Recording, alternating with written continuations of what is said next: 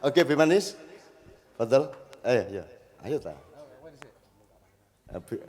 Yes, Bimanis ya, Didik. Assalamualaikum warahmatullahi wabarakatuh. Ya. Ya akeh wong edan jenenge kene dadi nek rodok ngedan neh keedan kabeh gitu. Jadi pola dasar itu memang penting dalam konteks ini karena tapi sekarang pola itu ditemukan dari mana Pak Tejo? Bagaimana menemukan pola? Mojar. Aku nggak tahu, tapi kesimpulan orang Sabrang pasti tahu. Sabrang barang nggih. Pola ini ditemukan dari mana?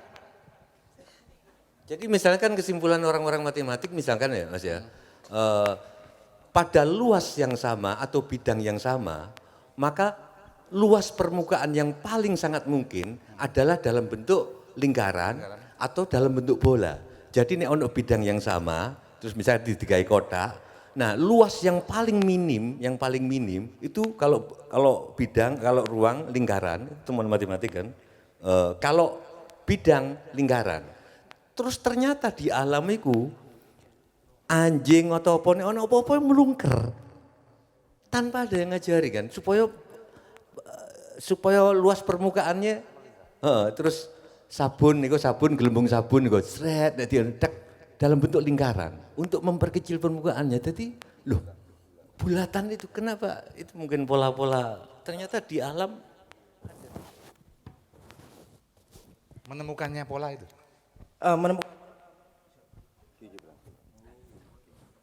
Jadi aku gandani awakmu cak ganti. Takok ganti. Setahu saya pola itu pun ada banyak tingkat. Ada pola di atas pola. Kalau gampang misalnya ada tiang dengan satu engsel, itu polanya kan gampang. Kalau muter ya segitu.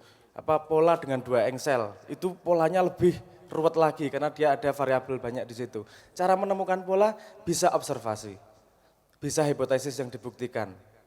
Bisa, biasanya kita sehari-hari ini dengan sok-sok yang disebut sebagai ilmu hikmah gitu loh. Oke, kemudian kita punya skema dasar atas apa yang terjadi. Ketika objeknya di situ dirubah, dia akan dia mekanisme hubungannya akan tetap sama di situ. Nah, itu yang disebut pola. Jadi dia bisa berdiri tanpa data. Dia skema sih sebenarnya. Dia seperti sebuah skema. Kalau misalnya gini, kalau kita menemukan sebuah skema hubungan A, B, C, D, E. A, B, C, D, E-nya diambil, kita sudah menemukan polanya. Ketika itu diganti dengan D, E, E, F, kita tidak tahu satu objek. Ketika polanya sama, kita akan bisa menemukan objek itu dari bersambungan polanya. Jadi pola adalah sebenarnya kita menemukan gini, banyak objek, banyak kejadian di alam ini sebenarnya kalau kita menemukan polanya dia berakar dari pola yang sama. Mbuh gue sebutannya hakikat, mbuh gue sebutannya hikmah, tapi dari satu ilmu dia bisa memancar ke banyak hal. Contohnya macam-macam itu tadi, meminimalisir lingkaran, misalnya DNA, misalnya ukuran-ukuran. Dalam matematika, misalnya kalau matematika sangat banyak ditemukan pola, misalnya 1 dikali 1 engko iso hasilnya 1 2 3 4 5 6 7 8 9 8 7 6 nah turun. Itu ada pola-pola gitu di matematika. Di matematika itu kalau dari awal sampai akhir itu chaos, nanti ada pola, chaos, pola. Yang sampai sekarang kalau di matematika belum pernah ditemukan polanya seperti apa munculnya, itu yang disebut bilangan prima. Ngoten nggih. Namanya bilangan prima itu misteri ini Gusti Allah kuwi. Kapan dia keluar? Karena sampai sekarang tidak ditemukan pola. Itu bukan berarti tidak ada pola. Mungkin ada pola dalam membuat pola, gitu juga. Metapola jenenge. Metapola. Bapak pola, anak ke meta. Pola sebenarnya begitu, skema dasar sebelum data dimasukkan, sebelum objek dimasukkan. Ya. Apakah ini berkaitan dengan jarak pandang?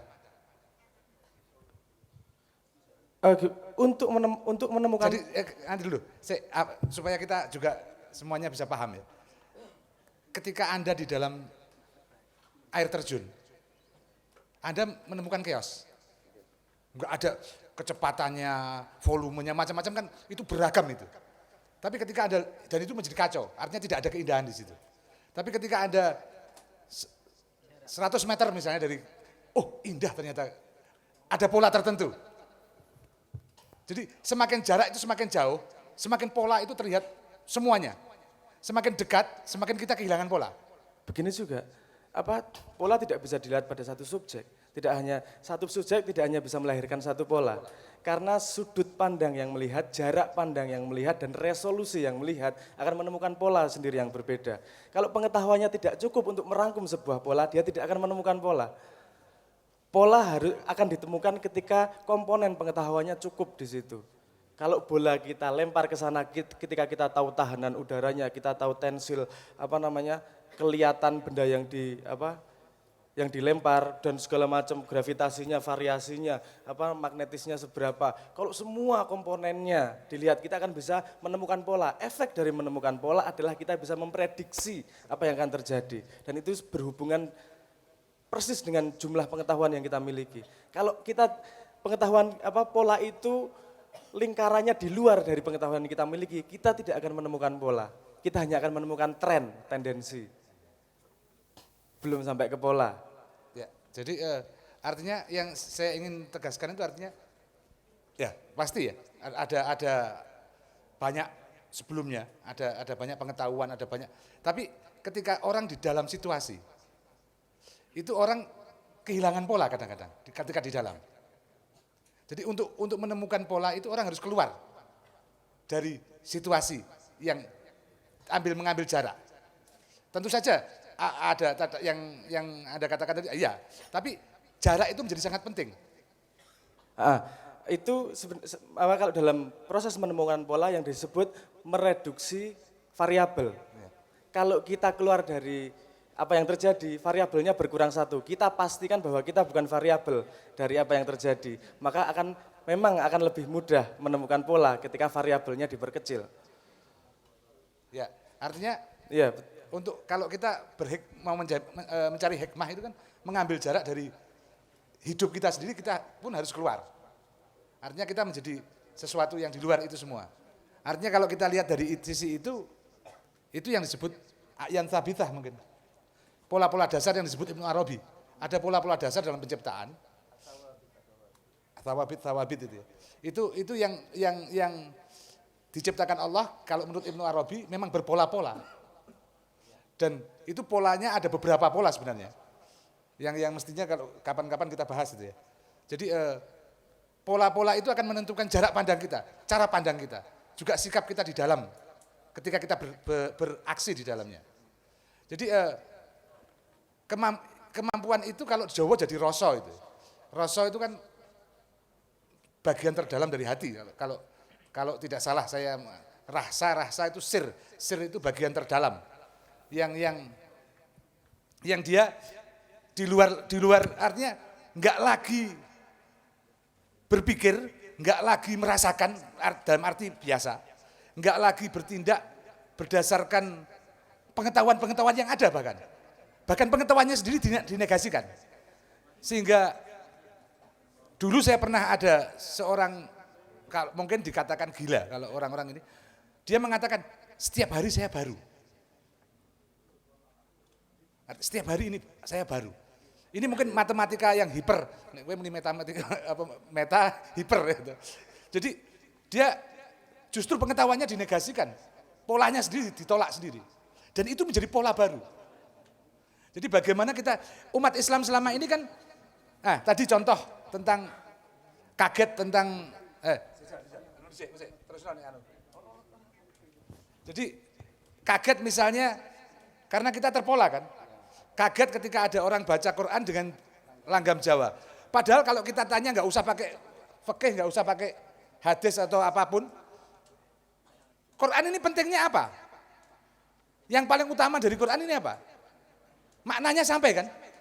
Selama orang bisa mendengar dan Pak Tejo tadi dengan cara begitu dan Anda mendengar artinya tahu, kan nggak ada masalah. Apa yang jadi masalah?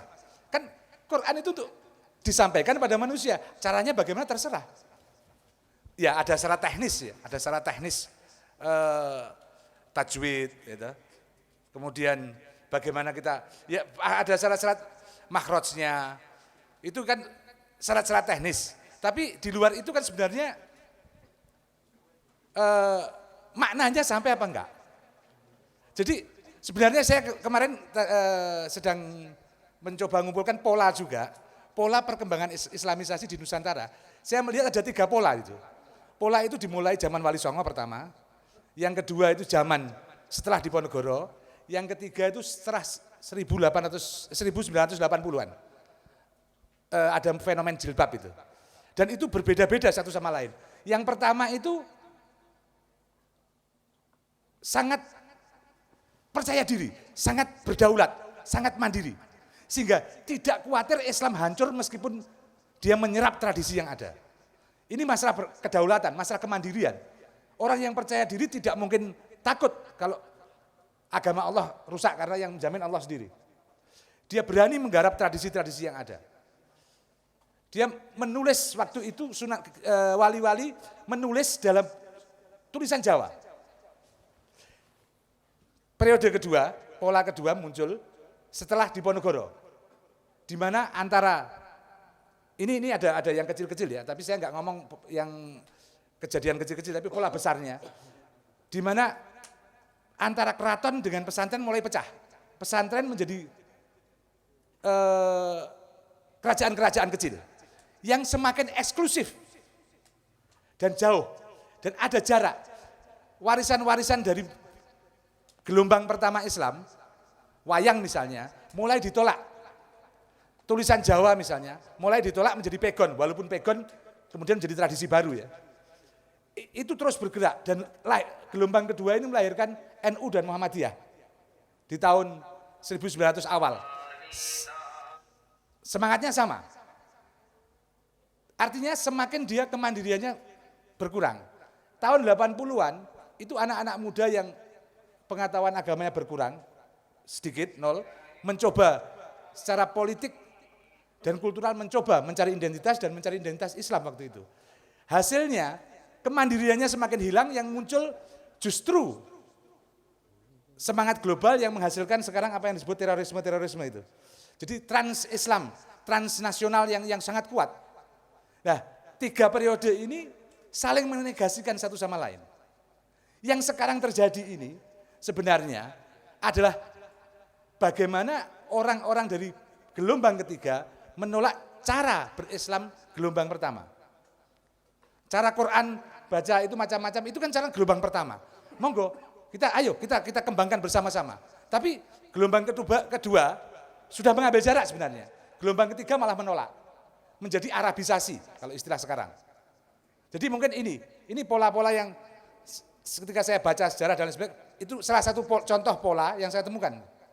Mungkin ada banyak pola yang lain, tapi pola dasar itu saya sedang coba tulis. Ben dijawab, Bu. Tentang pola, ya, pemulaan ini akan membuat kita bisa berhitung ke depan seperti apa. Kalau pola ini benar. Tapi ini kan debatable. Itu yang pertama. Yang kedua, ini Pak Tejo dan Mas Sabrang, ada 2 hal yang disebut Quran, yang satu huruf, dan itu berkaitan dengan matematik ya, dengan pola dan lain sebagainya. Yang kedua bahasa. Kesatuan manusia itu ketika angka dan aksara menjadi satu. Karena ketika matematik mencobanya lewat bahasanya bahasa angka, walaupun perspektifnya secara intelektual dia enggak cuma angka, enggak cuma aljabar kayak gitu ya, enggak hitung-hitungan. Tapi dia bahasa yang dia pakai bahasa angka, pola-pola yang dia pakai dengan pola-pola angka.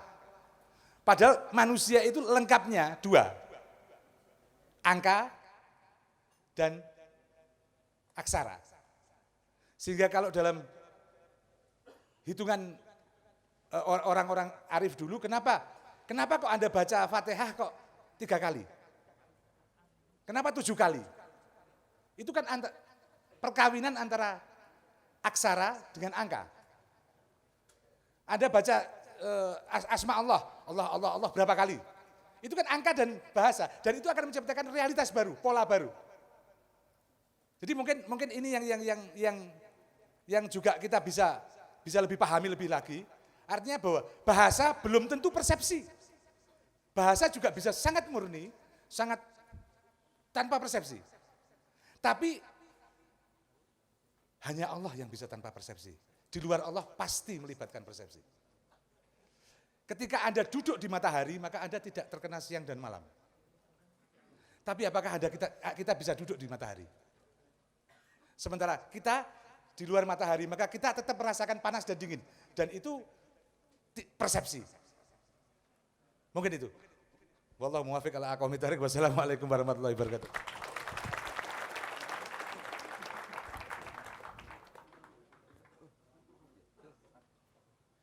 Mungkin saya akan menambahi agar kita lebih jelas antara pola ini tadi ya. Karena sebenarnya ketika kita tidak sadar dalam hidup itu kita selalu menemukan pola, kita selalu menggunakan pola. Karena itu mempermudah hidup memang. Kita cukup tahu sekali bahwa api membakar, kita sudah tahu pola kinerja hubungan api sama tubuh. Kita tidak perlu merasa karena kita sudah menemukan pola itu, menghadapi api langsung selesai gitu. Ini tadi saya akan mengklirkan beberapa hal. Ada faktor lain selain pengetahuan.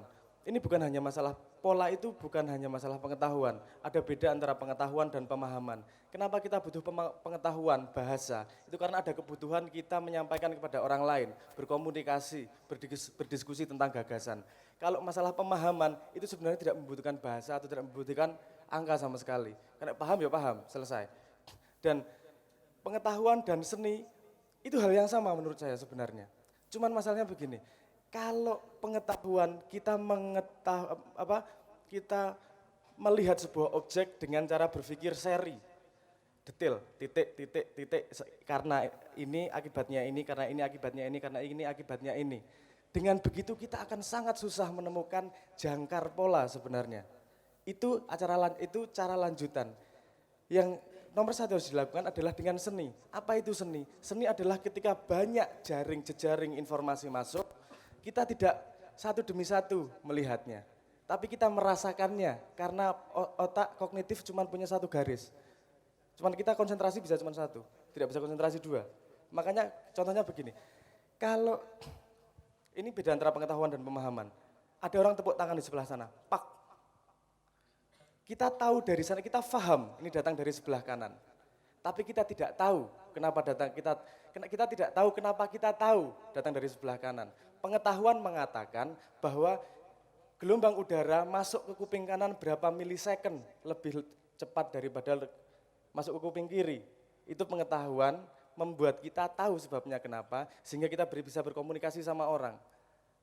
Nah, kebutuhan akan bahasa dan saya melihat matematika sebenarnya juga bahasa, itu cuma bahasa logika saja, bahasa logika murni. Itu kebutuhan untuk mendefinisikan pengetahuan adalah kebutuhan agar kita bisa meripit pengetahuan, bisa mendefinisikan pengetahuan itu sehingga bisa berkomunikasi dengan yang lain. Kalau kita berkomunikasi, pengetahuannya bisa semakin detail, bisa semakin teliti dan bisa bertambah. Kita menemukan pola dalam meter, diskusi nanti kita menemukan pola dalam sentimeter, diskusi bisa menemukan pola dalam milimeter. Kalau kita tidak punya tolak ukur dalam bahasa, kita tidak akan menemukan pola yang lebih teliti lagi. Dan tentang bahwa kita tidak mungkin bisa objektif 100% itu saya sangat setuju. Dan itu di fisika jelas banget itu. Realitas ada karena observasi, karena kesadaran. Dia berubah dari potensi menjadi kenyataan itu karena ada kesadaran yang melihat. Itu wis sangat fix yang fisika tahun petang puluhan wis ketemu itu. Bahwa jadi adanya dunia memang karena ada kesadaran yang melihat. Kalau tidak ada kesadaran, dia tidak akan ada yang namanya jagat. Jadi kalau kita tidak ikut serta, ya ora ono sing diobservasi. Ya otomatis koin dua sisi tidak bisa diapa-apakan. Tapi menurut saya yang kita cari adalah semaksimal mungkin bagaimana kita bisa mengambil jarak dari realitas yang ada dan bisa menemukan pola yang lebih besar. Kalau saya ditanyain ini agak belok sedikit, ada orang, Mbok, kamu baca Quran sendiri. Dia ngomong, loh nanti saya salah bacanya, saya bukan ahli. Saya selalu menjawab, baca aja karena kamu pasti salah. Semua orang pasti salah. Kenapa? Karena kebenaran hanya terjadi kalau kamu belum tahu kebenaran yang lebih besar. kamu di sini benar. Ketika kamu informasinya tambah luas, pemahamannya tambah luas, kebenaranmu tidak akan lagi sepresisi itu. Jadi kebenaranmu yang kemarin tidak terlalu benar. Dan itu akan terjadi setiap saat. Jadi saya selalu mengatakan seperti itu. Pola adalah pola apa yang kita pahami dari sudut pandang kita saat ini. Apa yang kita pahami sekarang pasti salah.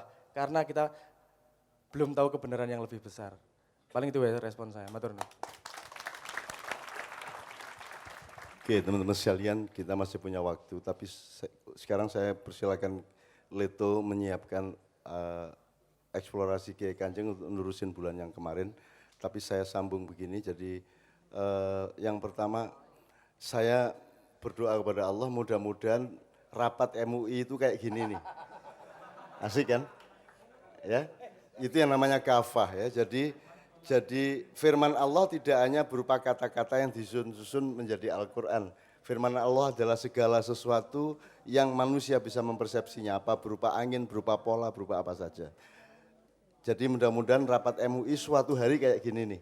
Makanya dibutuhkan ulama matematika, ulama fisika, ulama biologi, ulama lingkungan hidup. Bukan hanya ulama fikih yang menjadi anggota Majelis Ulama Indonesia. Kira-kira gitu ya. Nah, nomor 2, saya sangat senang ini Tejo mengatakan menemukan pola-pola dalam Al-Quran. Dan yang harus kita perjelas sekarang meskipun masih relatif kebenarannya nanti. Jo, tadi kan gue misalnya Al-Mulk ya. Tabarakalladzi biyadihil mulku wa huwa ala kulli syai'in qadir. Kamu menemukan satuan-satuan pola-pola. Aku takon, yang firman Allah itu ayat-ayatnya atau yang kamu temukan itu juga firman? Sampean cerdas ya. Jadi sebetulnya jangan-jangan yang difirmankan Gusti Allah kuwi ritmenya itu. Karena ritmenya itu nek awakmu petani, yo nggak ganggu karena aku bukan petani, aku nggak bisa menerjemahkan karena aku pemusik, aku akan bisa menerjemahkan aku nanti di musikku yang akan datang. Nanti lihat aja, pasti beda. Tapi nek misalnya sampean petani, oh berarti pertama kali iromone kudu ngene. Dada tabarak talati biyadihillahumul haqi. Berarti aku kudu rono sik bar iki berarti kudu ngulangi. Berarti aku kudu takon rono rene. Dadi nek nang pemasaran kayaknya itu, tapi gini loh, aku dan tiap kiro apa jenenge sing maca Quran iku bahasane dhewe-dhewe. Misalnya sing arep iku lho. Misalnya ya Cak ya, sing apa yo?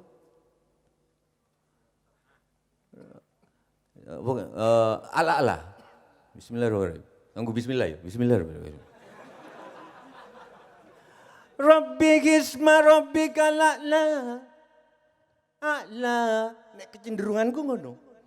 Karena aku Jawa, a'la. Tapi aku paksa diriku sendiri untuk ngomong, a'la lurus sih baru tak turun. Rabbi gisma rabbika la'la. Sabbih gisma rabbika la'la. Alladhi khalaqa fasawwa. والذي خلق فهدى والذي قدر فهدى والذي أخرج المرعى. Tapi nek sing Maria Ulfa lain. Sabbihisma rabbikal a'la alladzi khalaqa fahada. Enak juga. Alladzi khalaqa fasawwa, gak penting kan, sing penting kan niatku. Sampean nanti ngomong dhewe lho, kenapa kok wong ireng iku dipilih dadi Bilal? Ngomong shot aja gak sido kan? Ngomong shot gak iso, scene shot gak bisa bedakno. Kabeh sahabat protes apa jare Kanjeng Nabi? Niate sing penting. Niatku fasoalno ngono. Enggak, tapi ngene lho ya. Aku setuju Habib. Ini mungkin sorry Cak. Jadi kayaknya memang harus berjarak untuk melihat pola. Aku kan nggak begitu yakin dengan Al-Quran. Loh aku kabeh ono kitab Jawa, ono kita anggap kabeh kitab. Tapi kok tak delok-delok ya, sorry ya. Jadi aku kan berjarak, enggak terus yakin iki Quran dua, enggak yakin ngono. Aku ada Quran. Yo ono kitabe Jonggo Joyoboyo, yo ono aku ngono-ngono. Tapi tak delok kok akeh wong ngapal Al-Qur'an yo. Iki mesti ono sesuatu. Terus waktu di Kenduri Cinta beberapa ya, saya ngaji kan agak ditegur sama Cak Nun, ya tapi harus ada mantik, berarti harus ada panjang pendek. Nek aku dhisik ngajiku, misalkan Yasin ngono ya, Yasin wal Qur'anil Hakim, innaka laminal mursalin ala siratim mustaqim, tanzilal azizir rahim, litundira kama maunzira aba'um bahum. Tapi enak, begitu Cak Nun ngomong iku, aku tak delok panjang pendeke. Pertama berontak jiwaku. Masa litundira kau mamma dawa, aba'uhum, paham gak? Aba'uhum. Pertama kok berontak ritme dalam diriku, masa litundira kau mamma undira aba'uhum. Oh gak enak yo. Kok enak aba'uhum, tapi delok ane dawa iki. Jancuk ya iki. Tapi lama-lama aku jadi satu di aku, jadi pola. Litundira kau mamma undira aba'uhum. Terus laqad haqqal qawlu ala aktsarihim wa la inna ja'alna fi a'naqihim aglalan fahiya ila al-aqwani fa hum mukmahun. Pertama aku gak ngono sadurunge sampean seneni. Ya. Inna ja'alna fi a'naqihim aglalan fahiya ila al-aqwani fa hum mukmahun. Wis ngono, tapi aku seneng merasa karena itu ternyata ngelihat pola yang begitu. Pertama aku ngambil jarak.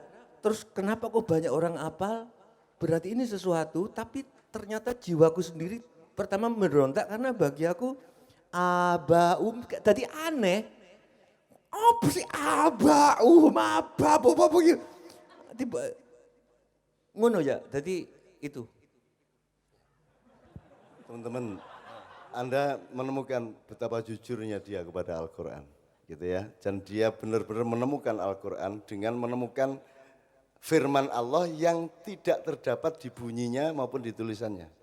Tapi dia menemukan di balik itu ada pola. Gitu ya. Sebab kalau Quran adalah bunyi dan tulisannya, maka orang buta, orang tuli tidak punya Quran. Kan begitu? Tidak adil Allah. Oleh karena itu firman Allah itu betul-betul tidak hanya terbatas pada kata dan bunyi kata itu. Nah, Tejo menemukan polanya. Nah, pola itu bagian dari firman Allah karena itu memang dia bikin begitu ritmenya. Gusti Allah muring-muring mengutuk aja pakai ritme kok.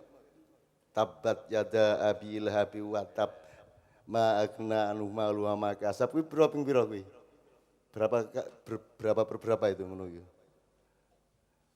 Itu semua pakai pola. Jadi saya senang sekali pada malam hari ini kita menemukan bahwa firman itu begitu luasnya.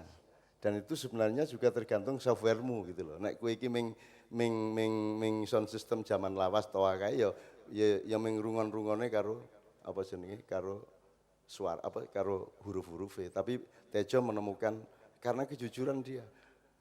Dan saya akan bela kamu kalau ada orang marah kepada kalimat-kalimatmu tadi. Wani kowe. Tapi apa aku sih durung salat? Aku sering nangis mau Al-Quran, serius. Tapi kenapa aku gak sholat? Ya. Aku ini poso seneng. Aku seneng banget poso, takutnya bojoku. Kadang posoku saulan, rong kadang-kadang kemis, kadang-kadang gak poso. Kadang-kadang nek Ramadan gak poso karena wis akeh wong sing poso. Iya. Bagi saya deket ya poso itu. Terus nyembah silo bagi aku deket karena aku dalam. Iki jujur aku. Aku sahadat tak lakoni, tapi sholat tok iki lho. Bagi aku iki sik duduk aku ngono lho. Ngono ya. Ya apa iki ya? Oke, jadi ini banyak kemungkinan, tapi salah satunya adalah Allah itu menciptakan pola-pola. Syu'uban wa qabaila. Ada manusia puasa, karakternya, maka seluruh sistem fisik dan rohaninya itu menggumpal atau membulat menjadi puasa. Ada manusia sholat, ada manusia syahadat tok. Alasan sholat, alasan poso, syahadat bendino kan. Ngakoni terus. Ada manusia zakat. Jadi Islamnya terungkap pada tradisi-tradisi zakat yang dia lakukan. Dan itu Allah menciptakan manusia berbeda-beda satu sama lain. Kuncinya bukan apakah Anda sholat atau belum, tapi kalau saya kan sederhana. Kamu masih tanya kenapa saya tidak sholat, itu sudah selesai masalahnya. Mau kamu tanya kok. Kamu masih gelisah, kamu masih mencari, dan kamu sungguh-sungguh dalam pencarian itu. Dan itu yang dimaksud Allah jihad. Alladzina amanu wa hajaru wa jahadu. Jadi Allah tidak mengukur finalmu nanti. Itu Allah yang punya rahasia. Tapi kan dia menegakkan terus. Ini kok gini ya? Ini kok gini? Dia terus-menerus menegakkan dan dia jujur luar biasa. Yang tidak ada pada rapat-rapat yang Bengawan Solo tadi adalah kejujuran Tapi seperti itu. yang ngeracunin aku kan Gus Chandra juga. Begitu aku gak sholat, nggak apa-apa karena nggak ada perintah sholat. Yang ada apa? Tegakkan, akimus negakkan. Oh ya, berarti bukan ngerjakan ya, tegakkan katanya ngono. Ya apa ya? Ya itu multi tafsir, tidak ada masalah. Tafsir itu semua, ada apa? Akimu, ya podo ya akimu atau if'alu, sama aja nanti satu bulatan juga. Jadi biarkan orang masuk melalui pintu yang berbeda-beda. Menurut saya kesempitan orang modern adalah membayangkan hidup ini sebuah rumah atau sebuah ruangan dengan ruang-ruang, dengan kamar-kamar yang berbeda-beda. Padahal menurut saya kehidupan adalah sebuah ruangan kosong yang besar, yang bulat, dan ada pintu-pintu yang bermacam-macam. Kamu terserah mau pintu mana, mau tafsir yang mana. Asal kamu sungguh-sungguh melakukannya. Sungguh-sungguhnya itu. Kalau kamu sungguh-sungguh, menurut Sabrang, orang apa-apa, yang penting gue sungguh-sungguh, nek soal salah bener mesti salah kok. Maka kebenarannya adalah pada kesungguhanmu untuk menuju kepada Allah. Wahai hambaku, kalau engkau berjalan kepadaku satu langkah, aku berjalan kepadamu satu depa. Kalau kamu melangkah kepadaku satu depa, aku melangkah kepadamu sepenggalah. Kalau engkau berjalan kepadaku, aku berlari kepadamu. Jadi pencarianmu itu kalau Gusti Allah ditandangi, diidei kan. Gitu ya. Jadi menurut saya oke-oke saja. Jadi kalau Tejo makin sukar Anda pahami itu kita bersyukur. Dan gak ono wong wani ngomong aku gak sholat. Gak ono wong wani. Dan Tuhan wah luar biasa kamu swarga gak cukup gawe konco gitu kan. Tak gedekno swargane gawe awakmu gitu kan. Cuman kesepian kon ndek kono engko. Akeh-akeh tak lebokno neraka kabeh engko limbangane kon gak duwe kanca mlebu neraka pisan ae kan. Kan kancane kan. Habibane saya gorong karuan, dia orang yang sangat keras. Dia tuh karena dia orang Arab. Dia orang Yaman, cuman terus karena diserbu sama Arab Saudi pindah nang Pati. Serbu lah, pindah nang Pati, itu nggak makiyahan di Pati kan itu. Jadi teman-teman sekalian, alhamdulillah amin. Kui apa kui? Selendro pelok kui. Ding. Lagi mana wong sekarang orang India aja belajar langgam Jawa untuk baca Quran ya. Orang India, orang Barat. Sekarang sebuah universitas di Amerika itu mempelajari sampai santet itu dipelajari ya. Gitu loh. Artinya orang ingin menjadi bulatan, orang ingin terlibat di dalam bulatan tadi. Meskipun dia sendiri mungkin kotak-kotak, tapi begitu dia berhimpun menjadi satu jamaah kaumnya Muhammad tadi, dia menjadi bulatan. Sama dengan orang Gorjo, tidak ada Gor itu pals. Padahal situ-situ muhtasib, lah di dunia ini hanya ada 3 orang dalam hubungannya dengan berlagu. Ya ada orang yang bisa berlagu, ada orang yang tidak bisa berlagu. Bernyanyi gitu ya, ada yang orang yang bisa bernyanyi, ada orang yang tidak bisa bernyanyi. Nah muhtasib dan teman-teman ada beberapa orang itu yang kategori ketiga, yaitu orang yang jangan sampai nyanyi. Wes jogon iku nek perlu tentara iku ngepung. Aja awas ayo. Kon kudu ning ngernet ngono kon. Lah apa kon melok-melok gitu. Ya tapi teman-teman sekalian, misteri jamaah juga luar biasa. Jadi tidak ada masalah. Kamu yang penting kamu sungguh-sungguh mencari dan itulah hidup. Bahkan sampai mati pun kamu tidak ketemu kok. Arep ngopo? Terus mencari dan kenikmatannya terletak pada mencari bukan pada ketemu. Gitu loh. Bukan pada ketemunya. Makanya Allah semua kan ngomong barang siapa menginginkan untuk bertatapan wajah denganku. Jadi terus itu sampai kapanpun kan barang siapa menginginkan bertatapan dengan wajahku belum ada yang ketemu beneran. ketemu sama gejalanya, sama bayangannya, sama cipratannya, sama asumsi-asumsi kita sendiri mengenai Tuhan. Demikianlah juga yang namanya ateisme, yang namanya keislaman. Dia pikir dia benar-benar sudah Islam, padahal ya dorong. Sebenarnya tidak ada Muslim sungguhan itu tidak ada.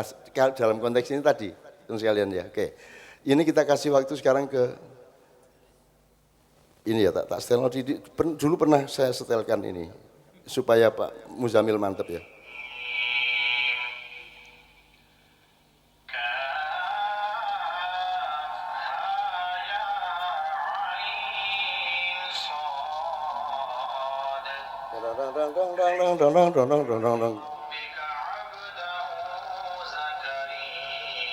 Ya itu Jawa ya?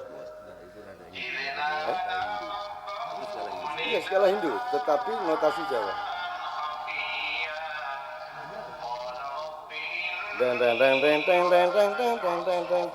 Cuplak suang sama. Meskipun cara menyanyikannya dari tradisi Hindu. Ya, tetapi sebenarnya Arab sama Jawa itu enggak bisa dipisahkan. Brang, bisa enggak, Brang? Arab Jawa dipisahkan dengan garis tegas. Ya enggak bisa wong Tejo tadi itu, ya Jawa ya Arab. Masa warna itu tegas, hitam itu putih, wong dalam hitam ada putih ya, dalam putih ada hitam, enggak bisa. Jadi fatwa-fatwa itu tolong hati-hatilah daripada diketawain sama malaikat. Kan gitu. Oke teman sekalian, siapa saya gilirannya. Sekarang eksplorasi Kiai Kanjeng, mohon teman Kiai Kanjeng kita akhiri dengan Kiai Kanjeng, nanti doa Pak Yai Muzamil, sudah pasti. Ya, nyuwun sewu Kiai Kanjeng isi ono.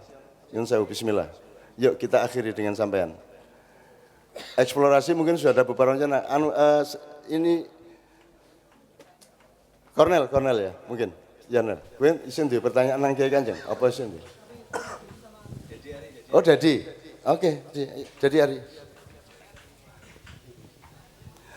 Karena bulan kemarin kan kita eksplorasi Kiai Kanjeng termasuk di KC dan di sini belum selesai malahan. Nah, teman-teman Leto akan menggali bapaknya, om-omnya. Kita saiki ngerokok aja.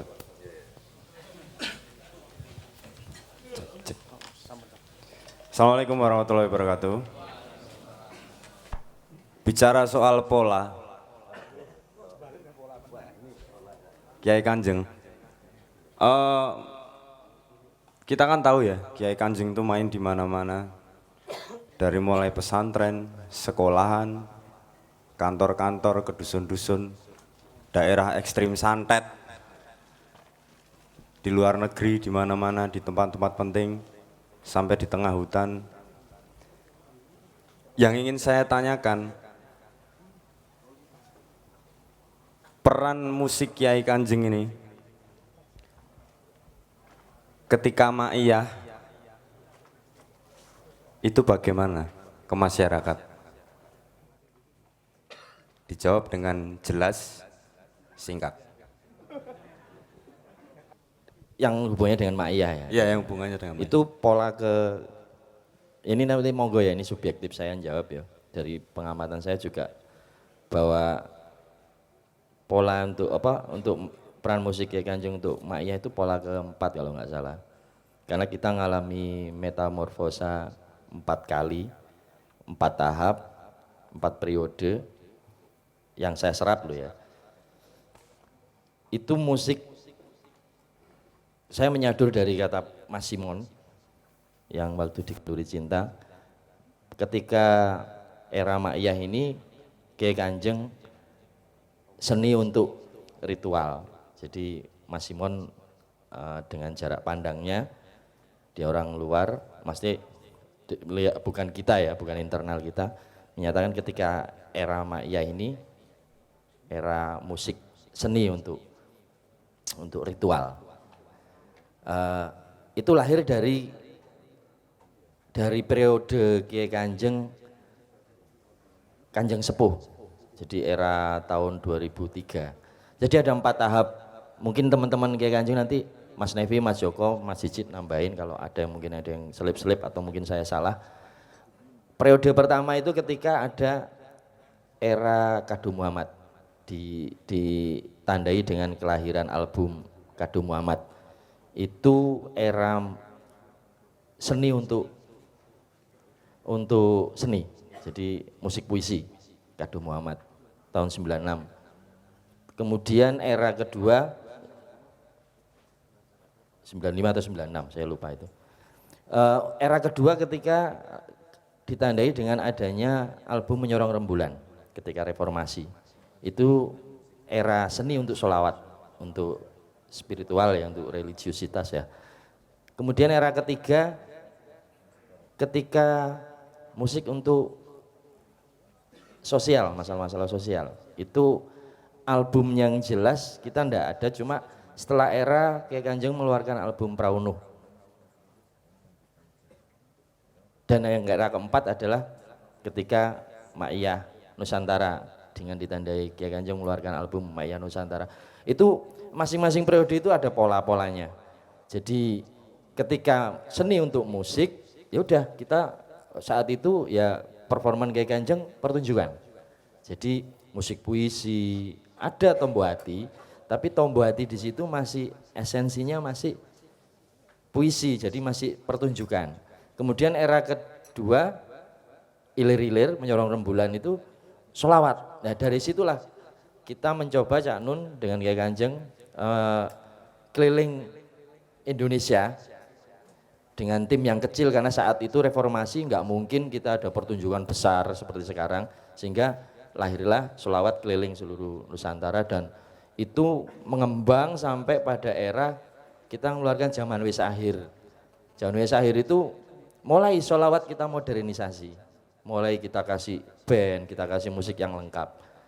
Dan saat itulah booming sholawat dengan tanda bahwa TNT sampai Iwan Fals sampai Chrisye bersolawat dengan musik yang lebih canggih, yang musik modern. Nah ketika era Praunuh itu sudah mulai musik untuk apa sosial. Lah era keempat ini yang Maiyah itu sudah diramu.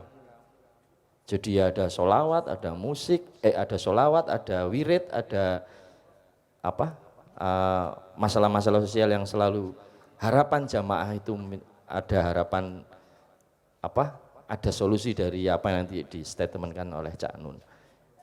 Itu bentuknya beda-beda. Tadi musik untuk musik berarti pertunjukan, musik untuk seni sudah mulai interaksi antara yang nonton dan ditonton. Ketika era sosial, lagi lebih kempal lagi, lebih interaktif lagi. Nah ketika puncaknya di musik ritual itu sudah melingkar. Dulu masih ingat mungkin jamaah yang tahun-tahun 2004, 2005 itu pertunjukan kita masih melingkar. Performan kita melingkar. Di situ tidak ada penonton, tidak ada yang ditonton. Nah, itu sudah mulai ada perubahan dan sampai sekarang ini, Maiyah. Dari durasi juga sangat berbeda. Ketika era pertunjukan, nonton ditonton mengrong jam, 3 jam pol. Ketika sudah berkembang ke musik sholawat, udah mulai sampai larut malam. Nah puncaknya ketika Maiyah ini bisa sampai sekarang ini, jam 3 kita masih asik berinteraksi. Seperti itu mungkin kalau ada kurangnya teman-teman yang lain bisa nambahin. Saya kira itu aja, terima kasih. Mas Yoyo, saya mau nanya. Itu sudah ketemu polanya dan sangat dimungkinkan pola itu berkembang lagi. Pertanyaannya adalah apakah Maiyah Nusantara itu puncak? Apakah masih mungkin untuk bertransformasi? Apakah dari jam 8 sampai jam 3 itu sudah cukup lama?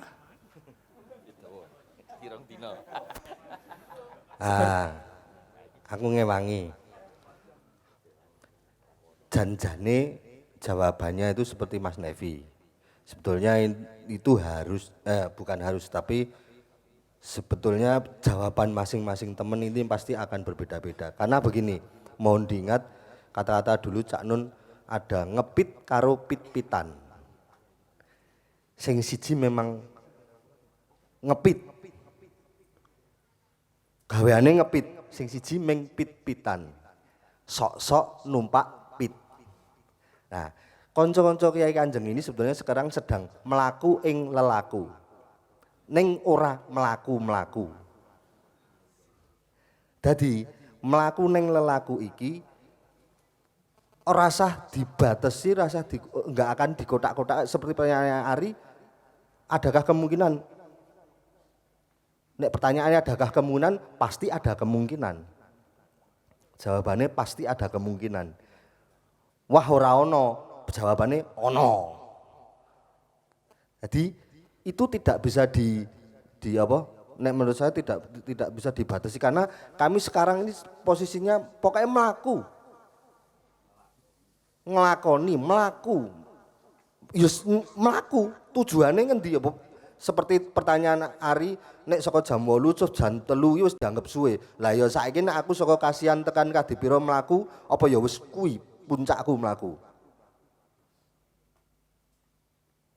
Zaman tahun 70 akhir aku melu latihan teater iki mlaku saka taman siswa tekan Sendang Kasihan kene iki saka jam 09.00 mangkat tekan kene isuk kungkum tekan subuh. Mentas gebres-gebres. Latihan vokal, latihan pernapasan. Ha kuwi ning rumangsaku mbiyen ki wis adoh. Saka taman siswa tekan ya ning adoh tenan nek saiki kon ngakoni ya moh aku. Adoh tenan. Tapi apa ya kuwi puncakku. Ini karena kami melaku. Jadi orang melaku-melaku, nek meng melaku-melaku ki wis saka kene tekan gerbang kono wae. Sing penting wong ngerti nek aku isih iso mlaku. Dadi meng mlaku-mlaku. Ning kami sekarang ini sedang melaku. Sehingga kemungkinannya apapun itu akan mungkin. Itu mestinya Mas Ari. Kalau dari saya. Ini sekali lagi saya menemukan pola. Pola modar, pola terus ya mau. Enggak, tapi bahwa kata kunci tadi yang diambil adalah bagaimana perjalanannya. Ini langsung didefinisikan oleh Ki Kanjeng dengan jawaban ini tadi. Kan tadi kalau Cak Nun, aku nyeluknya Cak Nun loh yang dhuwur panggung. Jadi nek tak celuk Pak aja tersinggung. Jadi tadi Cak Nun berkata bahwa yang penting kan perjalanannya, bagaimana kamu mencarinya. Dan itu sepertinya yang dilakukan oleh Ki Kanjeng tuh. Bagaimana dia perjalanannya, mencarinya. Juga jangan terus punya imajinasi nanti kalau ketemu pol-polane njuk ampuh luar biasa. Aku keplegok tenan kuwi nang fisika kuwi. Fisika ki ilmu pasti. Wah, sampai puncaknya tekan kuantum. Kuwi ya meng probabilitas.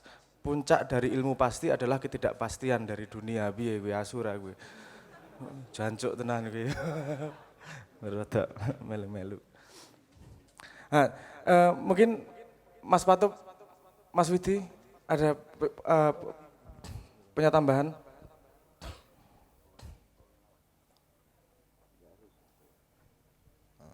Aku tekan apa iki? Mungkin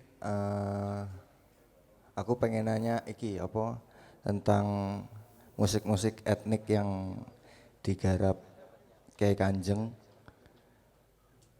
Lagi-lagi pola yang ditanyain. Polanya piye sih dengan segitu banyak etnik yang di Sinau bisa dimainkan dengan gamelan Kyai Kanjeng. Terus yang kedua, asal-muasalnya Pak Nevi belajar keyboard pripun nggih? Karena beliau itu dengan 3 jari bisa memainkan speednya itu bisa, sedangkan saya tuh ajar 3 jari uangnya lepol gitu Pak Nevi.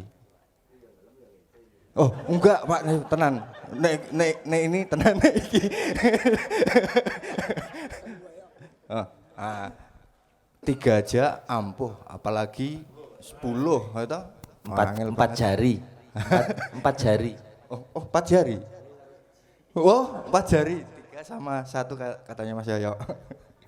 Gitu Pak Nevi. Sing telu diriji tengen, sing siji iki diriji wong ngene iki, mandek ngene iki.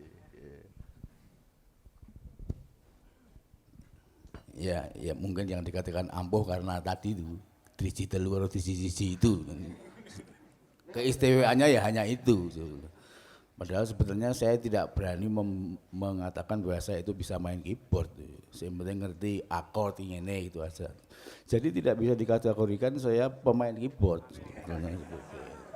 Ini tidaklah gitu aja. Dari respon polanya ya itu aja. Karena ini ungsum pola ya. Ya, jadi dari perjalanan Kiai Kanjeng seperti tadi yang sudah dikatakan Yoyok tadi itu ya, dari Jawa seperti itu. Justru stressing saya itu tidak pada musiknya sih, tidak pada musiknya tuh. Saya itu sekarang lebih yang saya hayati ya, Nyun Sewu ya, pada teman. Yang saya hayati itu adalah justru proses perjalanan itu. Lah iya. Sejak dulu saya umur 18 tahun sampai sekarang 58 tahun musik ini kok iso nduk tadi kaya ngene itu loh. Nggak, itu yang lebih itu. Kalau masalah musiknya apa gimana nanti akan sampai mana ya, berapa jam atau jam ya. Bintangnya Pak Novi apa ya? Itu pertanyaan-pertanyaan yang saya rasa agak perlu ya. Jadi yang lebih saya hayati itu adalah proses itu. Betapa Allah telah memperjalankan. Jadi intinya sekali lagi ya itu memang memperjalankan kui. Dan yang lebih menakjubkan yang membuat saya takjub pada diri saya ini, ngatasi. Ya. Saya itu guru pegawai negeri. Ya. Ya. Saya juga mulang, saya juga dulu ya nganggo sekolah bareng. Saya juga main musik ini menemani teman-teman sekalian ini dari tadinya hanya 3 orang menjadi speaker dan banyak ini sampai sekarang masih diberi kesempatan untuk tidak ada gangguan sedikit pun, tidak ada gangguan sedikit pun. Padahal dulu ada seorang guru saya yang namanya Pak Bakti Sumanto, almarhum beliau. Wah, nak Mas Novi iki ora mungkin berkesenian terus iki ora mungkin. Mesti suatu saat mesti mandek gitu. Nah, itu ternyata analisa beliau itu terbantahkan dengan kenyataan sampai sekarang ini. Artinya Allah telah memberi ruang-ruang waktu kepada saya untuk senantiasa yang tidak dilakukan, yang tidak memungkinkan. Orang mengatakan tidak memungkinkan, tapi saya kok mungkin gitu loh. Ya. Jadi saya itu sudah biasa pepelayon itu untuk harus ketika teman-teman berangkat dengan bis rombongan saya harus nyusul karena harus menyesuaikan tugas saya. Dua-duanya harus saya lakukan secara adil. Itu yang saya hayati, itu saya adil dan sehingga saya aman di sana.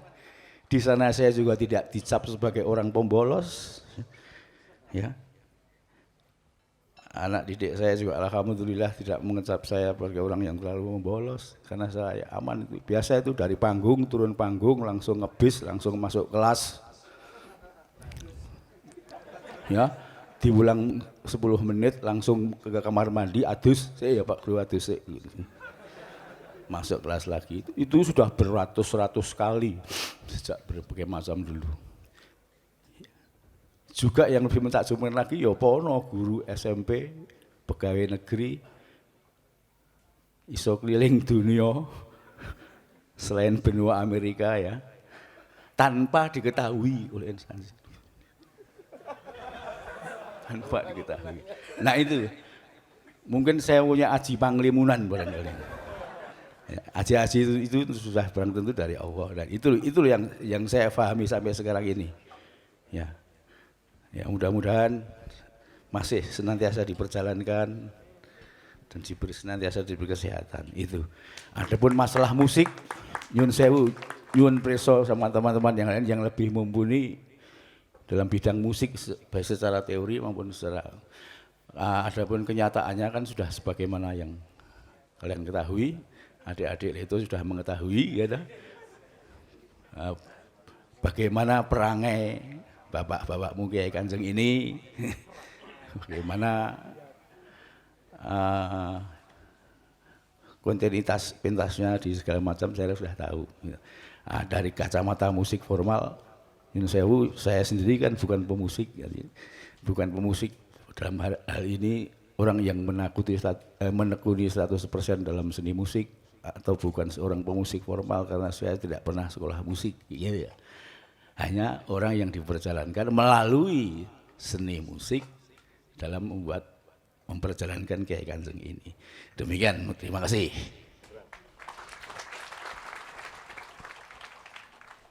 Tentang etnik ini tadi mau direspon dulu atau? Mas Ari. Mik. Suling.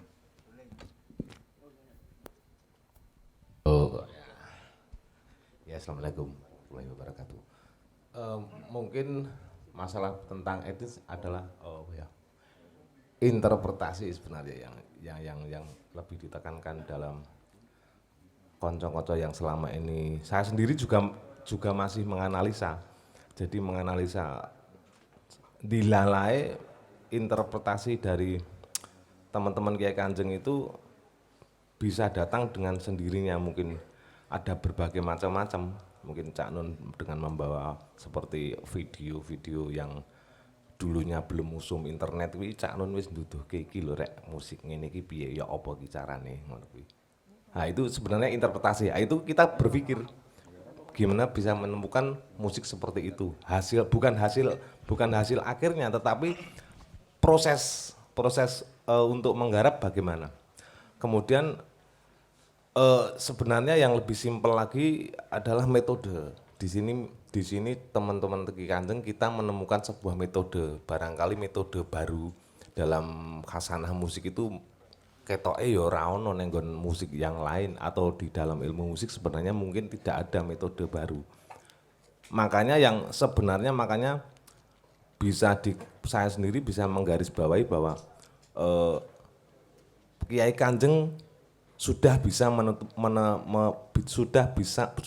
Kiai Kanjeng menemukan metode musik dalam penggarapan musik. Jadi jawabannya adalah metode. Jadi kita mempunyai metode yang bermacam-macam, baik itu interpretasi, baik itu spiritualitas, baik itu religi, itu sebenarnya memunculkan sebuah metode untuk mungkin mengelaborasi, mengeksplorasi, menggarap musik, mengaransemen, menghasilkan nada-nada yang kadang-kadang aneh mungkin dari Arab, dari Timur. Sementara kita perjalanan keliling selama bermakyah sekian tahun itu muncul melodi atau muncul nada-nada yang baru. Suka Maluku, suka ngendi, Sumatera dan sebagainya itu muncul nada baru sehingga memunculkan hasil bunyi yang selama ini muncul di Kiai Kanjeng. Mungkin itu dulu. Oke, kalau saya merespon, ini Mas Anies ini menarik, ini jadi contoh kasus yang tentang pola ini tadi. Ini kita lihat bagaimana kalau Kanjeng salah satu fungsi utamanya adalah bagaimana menyambung rasa dengan jamaah, dengan masyarakat. Maka yang parameter di situ yang diperlukan pertama adalah bagaimana bisa cepat connect dengan para pendengarnya. Nah, ini Kiai Kanjeng melakukan sebuah pola yang tidak dia sadari bahwa itu pola. Maksudnya begini, kenapa menyapa orang Cina dengan musik Cina? Kenapa menyapa orang Maluku dengan musik Maluku? Ini berangkatnya orang nggo teori, berangkatnya dengan rasanya ya dengan cara mereka nyambungnya gitu. Padahal kalau dalam musik industri ada rumusnya itu. Bagaimana kalau kamu mau bikin lagu yang populer, itu kan kamu harus cepat nyambung, gampang didengarkan oleh orang. Itu rumusnya 90, ada yang ngomongnya sederhana gini lah, kalau kamu mau bikin musik yang populer, bikinlah 90% familiarity, 10% originality. Jadi yang 90% ini familiar wae, yang biasa saja, yang orang lain sudah dengar, sudah menemukan pola di kepalanya. Yang 10% yang original, itu yang akan membuat orang, oh ini ada sesuatu yang baru. Itu rumus kenapa dangdut sangat gampang diterima di mana-mana, karena tak gendangdutnya itu selalu keluar di mana-mana.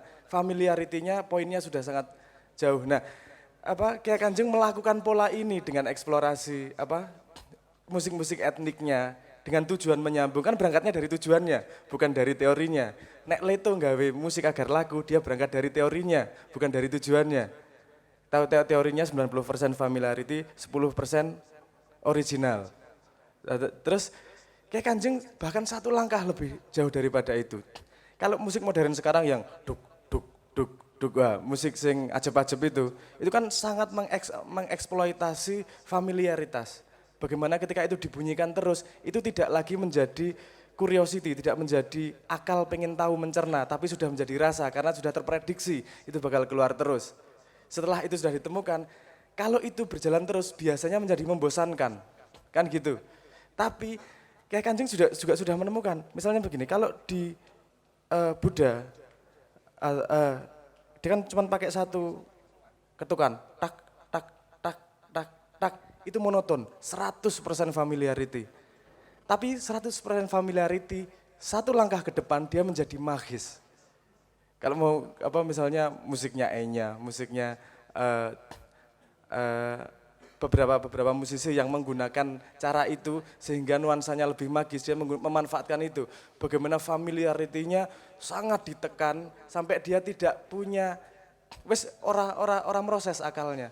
Sing nyambung langsung rasanya. Nah ini kalau mau menganalisis musik kayak Kanjeng sebenarnya banyak banget teori yang bisa diambil tanpa mereka tahu teorinya jane piye. Mengisine laku tok. Jadi ilmu kelakone kanthi laku ki kelakon nek neng kayak Kanjeng menurut saya. Kita yang dari luar punya jarak pandang Leto. Ini kita melihat dari dunia modern analisisnya seperti apa, teori musik seperti apa teori industri seperti apa dan seterusnya. Melihat kayak Kanjeng, mereka juga melakukan itu karena pada dasarnya semua musik adalah hubungan manusia dengan manusia. Teman teorinya outputnya berangkatnya dari motif yang berbeda.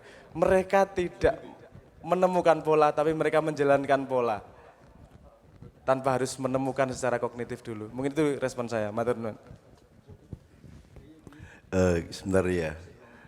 Oke, teman-teman Kiai Kanjeng siap tolong ya. Gini, saya ingin nambahin 3 hal yang mungkin belum terungkap oleh pertanyaan Leto dan jawaban Kiai Kanjeng. Yang pertama, kalau kita berangkat dari ini sedang mencari pola. Jadi Kiai Kanjeng itu sebenarnya menurut saya dia awet sampai lebih dari 20 tahun itu karena dia selalu menciptakan pola-pola lagi, pola-pola yang baru. Jadi misalnya ada pola notasi, ada pola aransemen, pola mencoloti rene apa mencoloti rono. Kalau dari misalnya teng dong teng teng dong teng teng itu terus melayunya nanti. Jadi kita pernah pentas festival di Finland. Itu ada seorang drummer Perancis yang sangat penasaran dan menemui Kiai Kanjeng sangat lama karena dia bilang saya tidak pernah satu langkah pun bisa menduga kalian mau lari kemana, nadanya, aransemennya maupun ritmenya. Jadi mesti CJ. Jebul rono, itu Kiai Kanjeng punya kelakuan atau pola seperti itu. Ada seorang pianis Inggris yang tiba-tiba naik ke pementasan Kiai Kanjeng karena ketika latihan dia ini apa ini kayak begini, dia tidak merasa enjoy ya. Tapi begitu pentas dia menemukan mahi. Jadi Kiai Kanjeng itu kalau Anda pakai parameter-parameter yang statis, dia pales semua, enggak lulus semua. Tapi begitu dia bunyi, maka di situ ada dimensi komunikasi, dimensi rasa dengan manusia. Jadi semua menjadi sebuah mahi. Tiba-tiba si pianis Inggris itu langsung naik dan langsung pegang piano dan ikut. Karena dia tidak pernah merasakan seperti itu. Jadi yang menurut saya yang bikin Kiai Kanjeng awet itu karena dia tidak bisa diduga. Kira cetha iki pitik apa manuk kowe ora cetha. Gitu.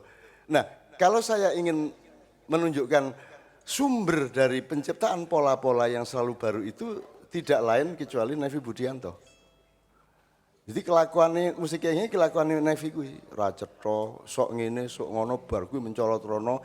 Nah, nek ora direm karo yoyok karo blodong Joko Jijit kuwi mbuh piye musike. Karena kelakuannya kaya ngono kae. Maka kemudian distandarisasi sedikit-sedikit oleh yang mengerti musik modern. Tapi kalau tidak ada Nevi juga tidak ada sumber penciptaan seperti itu. Teman sekalian, itu satu ya. Nanti saya kasih contohnya. Jadi kalau Anda merasakan karakter Kiai itu karakter Nevi. Ya, dan dia bukan pemusik dia bilang. Dan kita juga tidak pernah menganggap dia pemusik. Pokoknya kayak wong sing aneh ngono tok. Kayak wong sing wah, bar ngene, bar ngene. Nek wis latihan kayak ngene karo mulu-mulu kae, mangan telo kae. Ketok kae telone ning cangkeme kae. Nah dilek sik. Oke. Dikon ngelek sik malah njupuk rokok. Jadi iki ana telo malah ngerokok ngene iki. Itu aransemen Kiai Kanjeng ngono kuwi. Ora. Jadi justru seharusnya telanya dilek sik, iki ndak malah ditambahi rokok. Musik Kiai Kanjeng itu banyak gitunya. Banyak pola-pola yang tidak pernah berhenti. Jadi orang tidak pernah merasa pernah mendengar. Karena kok ngene, selalu orang merasa baru gitu ya. Terutama pada nomor-nomor andalan Kiai Kanjeng, kalau nomor-nomor kita komunikasi meladeni orang kayak selawat-selawat yang baku ya mungkin tidak ada loncatan-loncatan seperti itu yang pertama. Yang kedua yang saya ingin katakan kepada Anda ini berkaitan dengan Pak Ismail dan dengan daya juang Anda tadi sebenarnya. Saya itu kalau sama Nevi, Yoyo, Blodong, saya tidak merasa terlalu bersalah kalau mereka pegawai, mereka punya gaji tetap. Ning nek karo Pak Joko Kamto, karo Saryanto, Jijit, Joko, iki ra cetha ya penggaweane. Lah saya kan harus bertanggung jawab sama mereka, sedangkan saya menempuh pola. Kita menolak industri. Ya, artinya kita tidak ikut pola-pola cara berpikir atau cara berlaku, cara memasarkan sekali, kita nggak ikut industri. Dan makin lama makin tidak ikut. Pernah saya ikut, tapi ternyata kita ya nggak dapat apa-apa dari situ. Jadi mending kita merdeka dan berdaulat. Terus kita nggak ikut negara. Ini seharusnya Kiai Kanjeng ke Spanyol sama ke Aljazair, tapi karena yang akan nyumbang biayanya itu 2 kementerian, kita jadi nggak mau. Kalau mau keluar negeri yang biayanya harus Allah kan gitu. Perkara liwat tangannya sopo, angger dudu negara kita mau berangkat. Kalau negara mesake. Wong negara lagi kaya ngene iki masuk duitnya tinggal tuku tiket Kiai Kanjeng. Nah, ini sudah hampir 22 tahun Kiai Kanjeng. Ini kita ini menempuh apa? Nek wong industri kan nggawe barang didol kan cetha. Bondone piro, badine piro, bisa dihitung lah penghidupan itu. Kiai Kanjeng ini tidak bisa berhitung penghidupan, hidupnya 100% dari kehendak Allah. Kalau Allah kasih ilham ke siapa, terus ngundang Kiai Kanjeng, baru kita hidup. Dan rumusnya sama sekali bukan rumus industri. Loh kenapa kita menolak industri? Saya memang ingin membuktikan kebenaran Allah, bukan kebenaran diri saya. Saya ingin membuktikan bahwa untuk hidup tidak harus ngemis-ngemis seperti itu. Untuk hidup tidak harus ngerampek-ngerampek kayak ngono kuwi, gawe-gawe menawar-nawarkan diri, gawe iklan, gawe apa segala promosi, kita enggak pakai. Bahkan Ma'iyahan ini bisa awet karena justru tidak ada pemberitahuan, tidak ada undangan, tidak ada orang harus pokoknya nek teko-teko ora masalah. Upama ora ono ya ora apa-apa, kan enak tuh itu. Nah Kiai Kanjeng juga gitu, enggak pentas ya enggak apa-apa. Kalau ada undangan ke luar negeri, pertanyaannya siapa yang siap tidak ikut? Angkat tangan kabeh, beres. Gue nek sido bonus, nek ora sido wis siap kabeh. Kan begitu, bukan siapa yang sanggup ke Spanyol, orang no. Pertanyaan ini diwalik. Siapa yang siap tidak berangkat, angkat tangan kabeh. Berarti wis ora ono beban toh. Nanti kalau ternyata berangkat, Allah kasih hadiah, berarti kita dapat pahala, dapat bonus kan gitu. Nah, siapa yang berani menempuh kehidupan kayak kan yang bermain musik terus kesana kemari malam hari ini ke berapa? 3.600 berapa? 3.000 sapa sing kelingan iki, Mas Ale. Di sini seharusnya harus ada ditulis ke berapa malam 3.600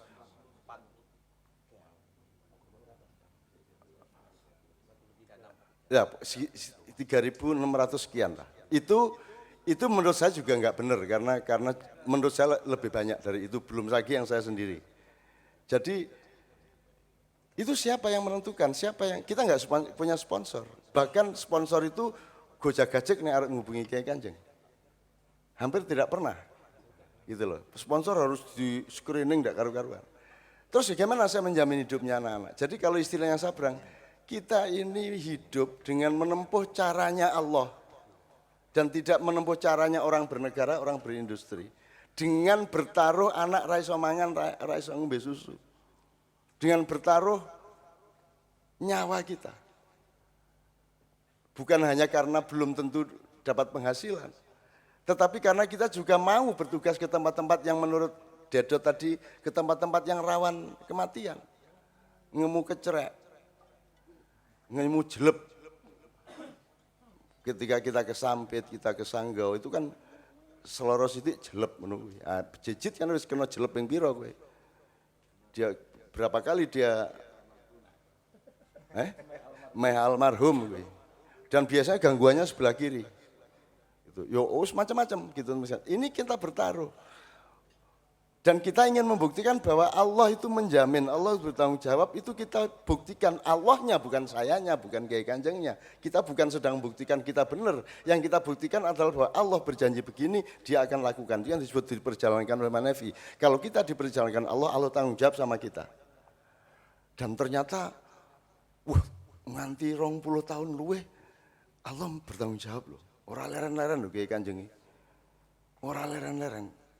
Iki engko sing tak wedeni engko nek berkah dan tanggung jawab Allah ini melimpah-limpah terus ki sing ora kuat kene dhewe. Engko nek Pak Is mulai nyulingin redeg mergo sampun sepuh gitu. Anjir. Harus baik.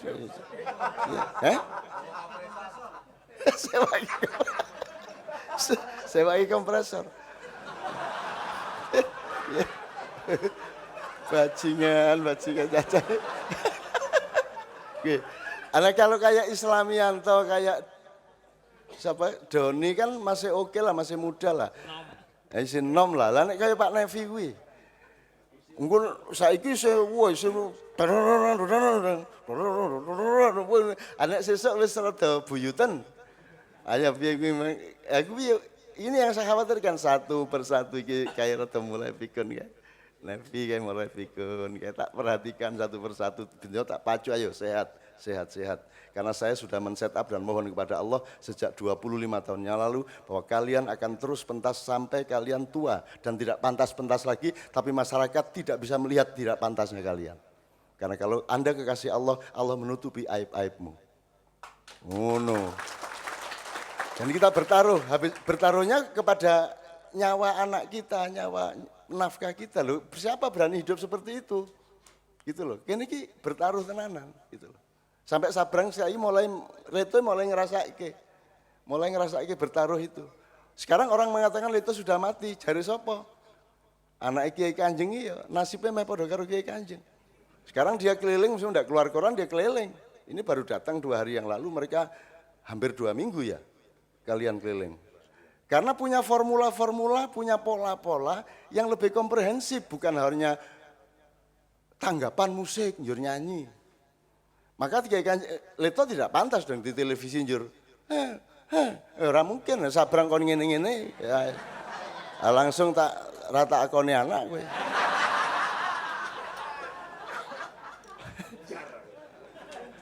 Piye coba? Ya kudu mbok piye carane lah. Kita kan salah satu penjajahan global ini kan adalah salah satu pasalnya adalah jangan biarkan mereka berkembang dewasa. Yang ditakuti dunia ada 2, satu umat Islam bukan umatnya, Islamnya karena mereka tidak akan bisa mengelakkan kebenarannya di masa depan. Nomor 2 manusia Indonesia itu ditakuti dunia. Maka mereka dengan sekarang diperbudak, dijadikan remaja terus. Tidak ada MC yang dewasa. Semua MC, mbuh ning TV, mbuh ning acara kuwi memperlakukan orang di depannya sebagai anak kecil. Saudara, mana tepuk tangannya dong? Ngono kae. Asui rumah samu. Yang ngono kae. Semua dolanan, semua anak-anak, emotikonmu di WhatsApp, di Line, di Instagram, di BBM, semua itu gambarnya gambar cah cilik. Cah dolanan, golekan kabeh. Anda dibikin jadi anak-anak dan tidak pernah boleh dewasa. Islam juga jangan berpikir Islam akan pernah dewasa. Kalau kalian tidak punya kemampuan mengambil jarak dari mainstream yang sekarang sedang berlangsung. Kan begitu. Jadi kalau MUI seperti itu sangat wajar, sangat normal. Karena mereka tidak pernah dirang atau bahkan ditutupi untuk mampu bersikap jujur seperti Jawa Tejo. Jadi menurut saya Jawa Tejo itu harus jadi anggota MUI pusat. Karena dia punya keberanian dan kejujuran untuk itu. Temenan iki, Jo. Kenapa dalam bola itu aku suka MU kan? MU ya? MU. MU apa? Karena nggak ada I-nya. Oh ngono, ya. Ya wis gak apa-apa. Ojo di YouTube no ya. Oke, jadi ini soal bertaruh ini coba Anda coba 1-2 orang aja lah, enggak apa-apa. Coba Anda bayangkan kapan, di mana ada ulama yang berani bertaruh hidup hanya dengan kepercayaan kepada Allah, titik. Meskipun untuk itu aku dibenci oleh semua manusia, untuk itu aku tidak dipasang dimanapun, untuk itu aku disingkirkan oleh siapa, tapi aku hidup untuk membuktikan bahwa Allah itu begini. Nah, oke kan yang membuktikan itu. Dan mereka tidak pernah bangga apa-apa karena yang dibuktikan bukan Kiai Kanjeng, yang dibuktikan adalah kehendak Allah dan tanggung jawab Allah. Pokoknya Allah itu kalau nyuruh dia kasih fasilitas. Gitu kan rumusnya. Kalau Allah memberi amanat atau memperjalankan dia pasti kasih fasilitas. Enggak mungkin suruh ngantarkan barang pakai truk enggak dikasih bensin, enggak dikasih uang makan, enggak dikasih uang penginapan dan seterusnya. Allah kasih. Dan Kiai Kanjeng mencoba membuktikan itu meskipun nek ngendelong wis mulai cangkeme ra karu-karuan. Nek wis mulai Tuhan tak ndek sik ben mudar ya ben mudar iki ayo mudar kowe ayo sambat kowe. Tapi aku takon ya, di antara pemusik-pemusik iki sik wedokan kabeh enggak? Gak ono. Kiai Kanjeng bersih secara moral insyaallah ya. Serius. Gak koyo dapurmu aku. Enggak. Kiai Kanjeng. Soalnya nek ndelok rupane kok anu sih. Gak. Ono. Enggak mungkin enggak wedokan ndelok anu ngono. Enggak. Enggak artinya berarti kalau Gusti Allah itu duwe karep dan harus mendeliver karep itu pasti ditanggung. Yo paling meskipun wedokan, ngono lho. Enggak, aku tenan soalnya aku ora nyawang arek-arek. Ora. No way. Serius? Kowe ilmu katurangan murung dhuwur kowe. Paling ini lho, Jok. Paling kok nek mampir di warung ngono kuwi terus ana siji sing ora iso ngobrol. Jebul ning ngarep iki kaca terus ana jajan-jajan di balik itu ana terus ngene iki. Terus kene ne ngentok kletak kae. Kan ketok sing dodol kuwi. Terus ana meneng kae. Terus aku takon, "Nevi kok ora krungu suarane?" Jebul ngene iki. Kletak-kletik. Ya ming ngono kuwi lah kuwi ya ora apa lah ming ngono kuwi lah ya ming paling pol ngono kuwi. Engko nek ana sapa liwat ya kletak-kletik. Ya wis ngono kuwi paling. Ya wis ming ngono kuwi aja mosok ngono dosa ya gak lah. Oh, wis ming ngono tok lah ya mek alah wis ngono iku tok lah. Oke, hikmah terakhir, kearifan, pola-pola baru kemudian langsung dipimpin doa oleh beliau. Baik, terima kasih. Jadi pertama kita tadi belajar kepada Kiai Ismail ya dari Malaysia yang asli Flores itu. Kita bisa punya kesimpulan bahwa Islam itu ada dalam pengamalan dan ada dalam keyakinan. Jadi beliau ilmu itu di bawahnya iman, gitu ya. Jadi iman dan keyakinan itu di atas ilmu. Oleh karena itu, kalau kita yakin, kita beriman, insya Allah sesuatu yang secara teori, secara keilmuan tidak mungkin itu bisa dilakukan. Seperti apa yang dilakukan oleh beliau Bapak Ismail itu. Gitu ya.